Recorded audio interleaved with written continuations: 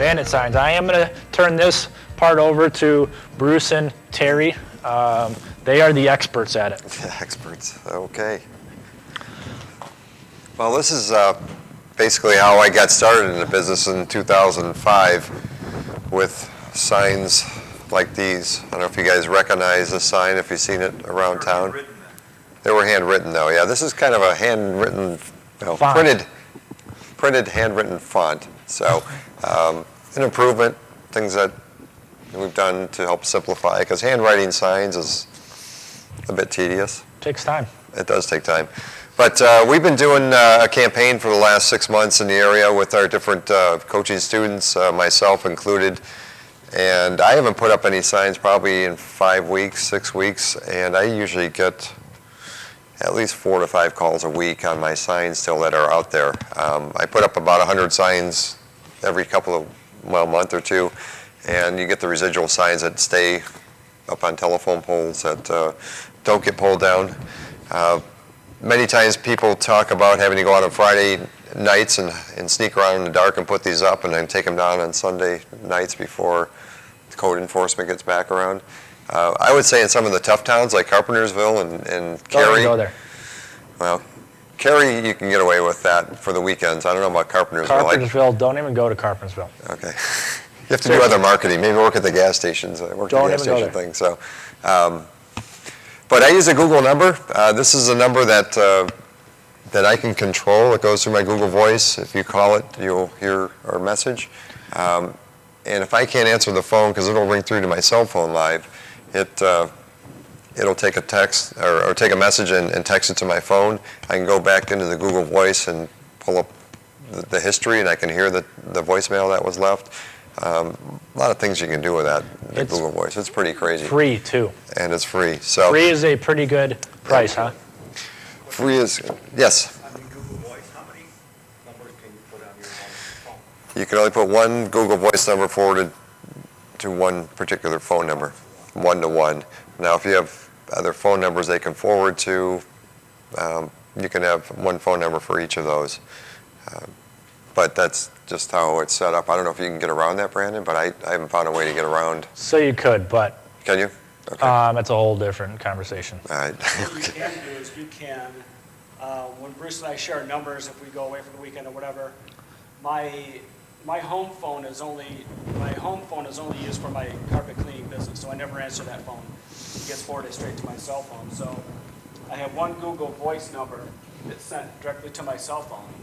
And then when we share numbers, if he is unavailable, he'll forward that to my home phone, and then that home phone forwards to my cell phone. So I can get two that way. But that's just happens to be that way. So that's one way around it. But to get multiple, you'd have to have multiple lines and different phone numbers. Yeah. But I get calls from those seller leads, like he was talking about, the for sale by owners. I get a lot of calls from people that are just thinking about selling, people that aren't listed on the market. I tell them that we can buy their home as is. They don't have to worry about fixing it up. We can pay cash. We can close quickly or on their schedule. The big challenge with folks when they want to put their house on the market with a realtor is that they usually think about all the process of getting the house ready to put it on the market. And a lot of times, if mom passed away and the kids now have a property that mom lived in for 80 years or 50 years, there's a lot of work that needs to be done to mom's house, and they're just looking for a way to dispose of it. It doesn't usually make a very good retail type listing for a realtor to list. So those are the kind of people that we can help. We can help people that are upside down, that are falling behind on payments. We have a short sale system that we can put them through. But really, you have to make the phone call about them. The call is not about what I can do for them. You have to find out what's important to them. As soon as they realize that you're talking to them on their level and trying to find out what they're looking for, the defenses come down. You're not having to sell what you're doing. Yep. You can just gather information and put the lead through the system. But back to band signs, you could do handwritten signs. We're giving out some free blank ones today. So handwritten signs that may look like this with a black fat tip magic marker. Bruce buys houses. Here's my phone number. Would you agree that they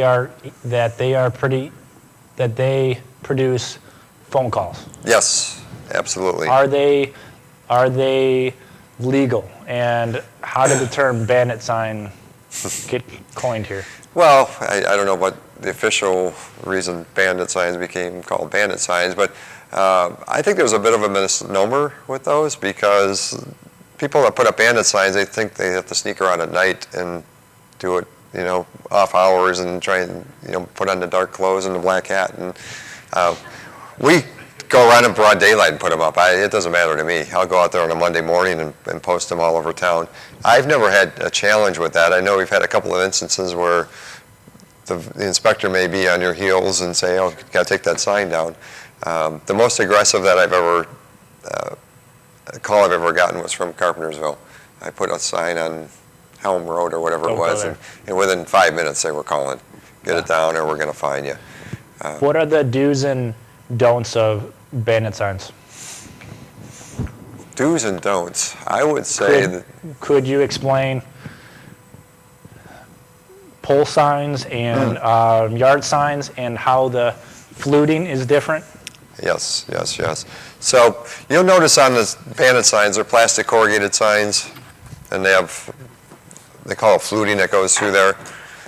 This has a vertical flute, so this is great for the stake, the yard stakes that you use, the metal frames that they mount in, because those stakes will fit inside of the flutes, and then you just plug them into the ground. The problem with those is if you want to put those up on a phone pole, they will bend because the flutes are going that way. So usually we'll buy the signs that are going to go up on the phone poles and have the flutings go left to right or horizontal, so they won't collapse like that, or like that. Yes, and if you buy them all with this type of horizontal or vertical flute on, you can put a little piece of wood lath on there and just staple it on. It'll reinforce it to keep it from folding up. But my favorite place to put them are up on telephone poles, because they're a lot less likely to be taken down. Yep. They last longer. We do have the pole stapler that we use. I think, Matt, you were wondering about this? This is basically a carpet stapler, sometimes roofing stapler. Roofing stapler. And you make this out of, you can see them online, I will show you how. PVC, plumbing fixture, a couple of hose clamps, custom bent Johnson special piece of metal. And what this allows you to do is get this pole up off the ground. It increases visibility, makes it harder for them to take it down. And you can take this and smack it way up there. And when you do these, you'll set it once, slide this down, and then come back across, make it sideways like this way, and really staple it in, it'll really hold. If you put one right down the center, the wind's going to take it down. Yeah. These staples are only, I think the longest is what, 5/8 of an inch or something. So you really. How much is your gadget? How much? You can buy them online for about $130. Material costs about $50 if you make your own. Like $45, $50 if you buy the equipment. Yeah. If you guys want us to make them for you, we'll charge you A nominal fee. a nominal fee. Yeah. One hint So on these. though, I'll tell you, $80. These are a little dangerous to use in that the hose clamps have sharp edges in that, so we duct tape them off. Also, instead of using a screwdriver to adjust this, because you have to, while you're out there in the field, unscrew this, take the stapler out to load the staples. When you put it back in, get a T-handle or a socket screwdriver to adjust these, because when you're tightening these up, that screwdriver is dangerous. Believe us. That's just how we know. Yep. Actually, what I use is those 6-in-1 multi-screwdrivers. Right. You pull the part out, and then the sleeve is actually your hex. Okay. They usually have two sizes. You only need the one screwdriver, bigger. Right. Yeah, because you're going to need to refill that and, how many signs you're putting up. So, Harry? So when code enforcement find out your number and they call you like, hey, take it off. So you say that how are you going to take it off then? Do you have any? Well, You can just hook it. tips and tricks? Yeah, if you go up there with this, you can always just pop it loose, whatever. I don't usually get called on taking signs off the poles. It's usually the street signs or the yard signs that get pulled, get called on. So great places to post bandit signs are shopping centers, Home Depot, Menards, Lowe's, Jewel, Osco, Dominic's, Walmart, Walgreens. at these high traffic areas where people are pulling out of the parking lot, and they stop and then, they see your sign there. Those aren't going to last real long there. It might only be a day or two, but you'll get a lot of calls in that day or two. I never do. You ask for forgiveness. Ask for forgiveness. Now, the Home Depot right off the parking lot here, I've had signs up there that have lasted like 3-4 months. It's just hard to say how quick they're going to get pulled and all of that, but the calls start happening. How about during the summer? How do you plan for the grass cutting? Because if you put it in the yard, and if they cut the grass every other week, those signs are gone, and it isn't typically the code enforcement that's taking it, it's the grass cutters. Right.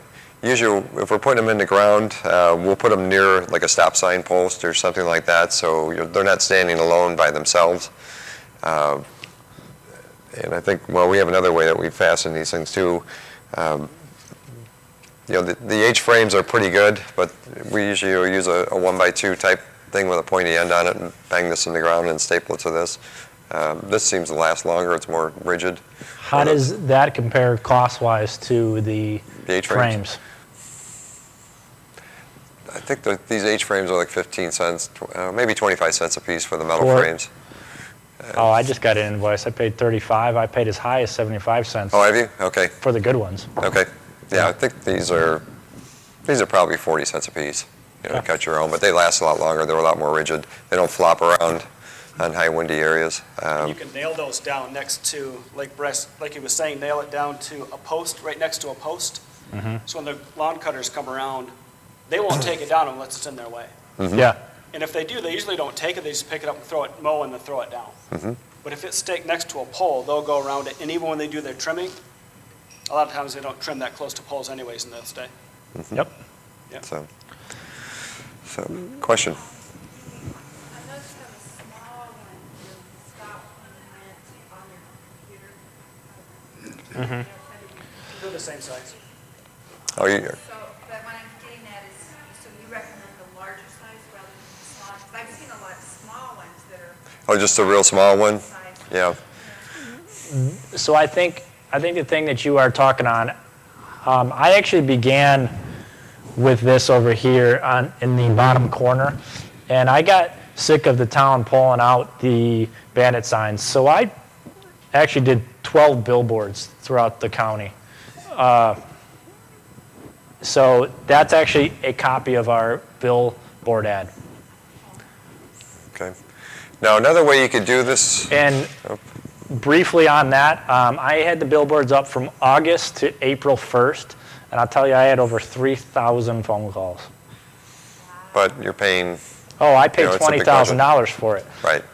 Yes, but because of that, there are people out there that will call, and that's how I built a database of 385 people. Was out of those 3,000 calls, I was able to process it down to 385 of people that actually had $5,000 to put down.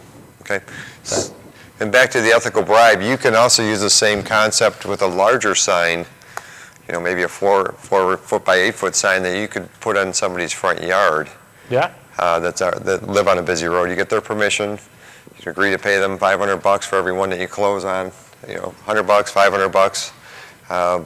If it's in private property and you got a big sign, just like a billboard sign, you pay on closing instead of paying $100,000 a month for a billboard sign. So Yep. The cool thing about that is that you can do pictures and put them up on Facebook as you write them a check for each of the leads that you close on. So if you're out in a rural area or in a high traffic road, it's a pretty cool way to do it without having to really cost you any money on the front side of it. So Awesome. that's what I know. Any other questions on bandit signs? I mean, there's a lot of things we can talk about. So you guys have the Google voice line set up. I have the Google voice line set up and it goes to a dummy phone because I did get a couple of calls from code enforcement and I haven't been as lucky. I mean, almost every time putting the signs out. So I don't answer that phone anymore. Do you guys? You see, you have it like being forwarded to your cell phones. Do you answer every call? I try to. Try? Well, I probably answer 75% of the calls that come in. Unless I'm in the middle of something, I'll try and answer personally. I haven't had any code enforcement calls, not in the last 6 months. We put up a bunch of signs. Gurney called me 10 minutes after I got home from posting the signs, and the guy was very nice. He just Yeah. said, you know what, you're putting these signs down to let you know that we'll take them down. Our guys, the public works guys are instructed to take those down all the time. So as soon as Monday morning hits, they're gonna come down. He was very nice about it, didn't threaten fines or anything, but he just let me know you're wasting your time by putting them there. So I do the bandit thing down on Friday. But Yeah. the question is, you guys are answering those calls when they're coming Yes. in. You're not, Yep. like, you don't let it go to Not intentionally. voicemail and then take the. On the occasion when we miss the call, it'll go to voicemail. It's- Usually answer every call. Yeah, it's much better if you can answer the call live, or it's, no matter what number you're using out there for your marketing, if you can have a live person answer it The other thing you can do is you can call from that Google Voice number. back to them. Yeah, so you can. Oh, right. I guess the Yeah. psychology of it was, I've heard the alter pieces that, or the opposite side is that they're not motivated enough to leave a message, they're not really motivated. So it cuts down on phone calls, it cuts down on conversations that are, I've had hang-ups before, and I called them back, and they actually turned out to be a motivated seller. Oh, yeah. So- That's why I was asking what Yeah. your experience was. So that's that. We have a company out of Elgin that prints these here locally. The two-sided sign is about $2.50, and it's about $2.10 for a single side printed, two color. What size order for that? We usually order 100. 200 or 500. We can certainly put together a group order and get a little better price. But the nice thing about what she'll do here in Elgin is everything can look like a handwritten font versus your block, the typical block lettering fonts. Like, a lot of these can be. Everything is made to order for the most part. You do a group order even with different numbers? Yeah, she's run those. Yep. So. You can change it up, you can put your email on there, or I meant like if you have different. Yeah, if we have 5 people that want to order, 1,000 signs total, she'll give us a 1,000 sign price, even though each of those are personalized. So that's a good thing. Or you can go online to banditsigns.com or cheapsigns.com. But Loretta here in Elgin has done a great job for us. So, all right. Next. Do you think you would do this part too? The direct mail? Yeah. Okay, I would be happy to. We do a direct mail campaign to people in pre-foreclosure and people that have auction sale dates coming up. We generate our database, the information from public records. I have a person that actually handwrites letters to these folks, quick little simple paragraph that I have an associate. I know if someone is interested in buying your home, if you'd like to get out of a tough situation, just give me a call, and it has my name on there and a different phone number, which actually goes to a live answering service, and they'll do the phone screen on it. But there's a number of ways that you can do direct mail through different types of lists. You have the lists like the pre-foreclosure and the sale foreclosure coming up. You have probate. People that have passed on and their estate goes into probate. They don't have a will, so they have to go through the process of the courts. You could do direct mail campaigns based on just about any criteria. Yellow letters, the more handwritten that you can make your letter look, and the more, like an invitation type letter or envelope, the better. Definitely handwritten addressing and a regular first class stamp on those makes it a lot more likely to be opened versus something that's mass produced, bulk mail. So aren't you doing something with somebody filling out that part on the outside with an older type of, has anybody ever seen the type of cards that you would get from,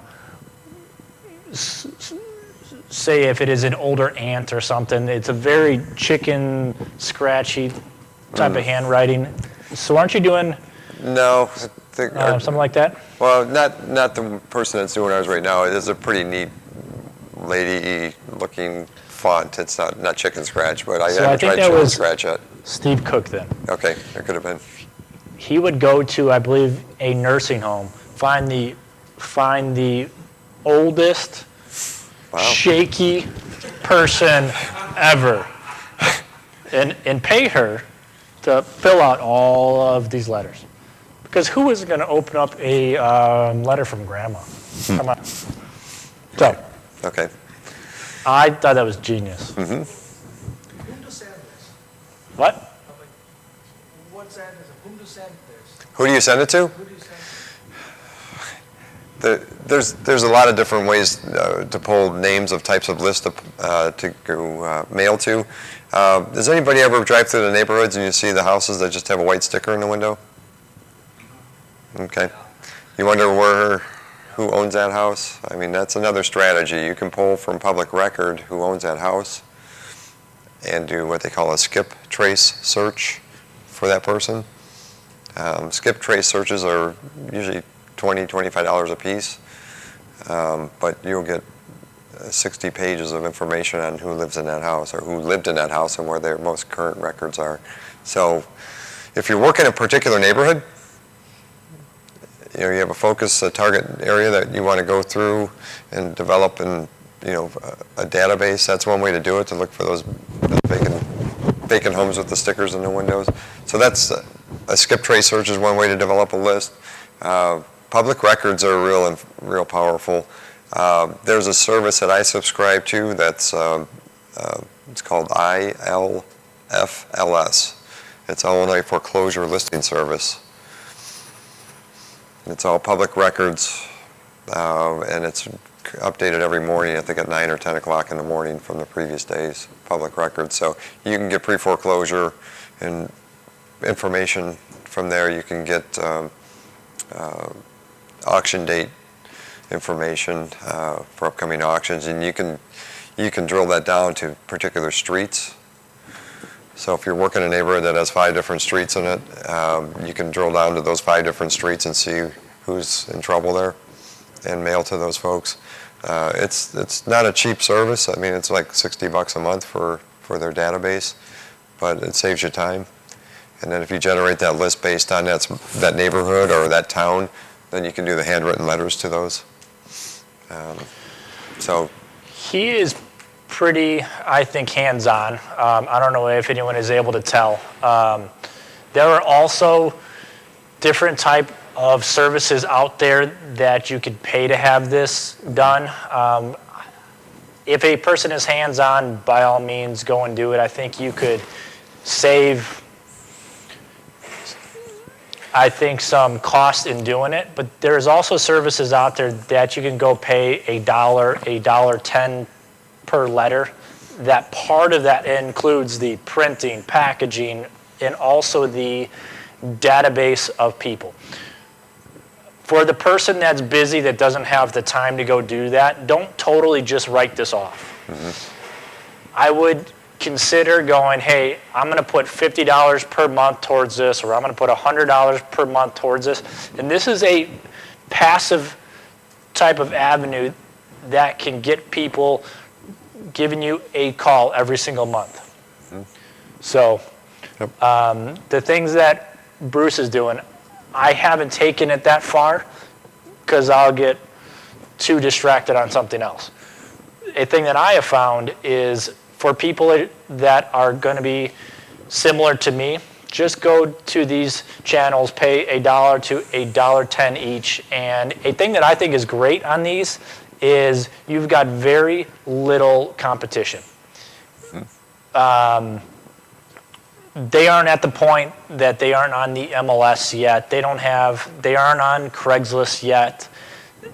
That gives you the opportunity to get in touch with them and upload them as a lead. Mm-hmm. Just a thought. Yep. So if you have a budget to work within, if you can automate it and delegate it, absolutely recommend that. Absolutely. Mm-hmm. Awesome.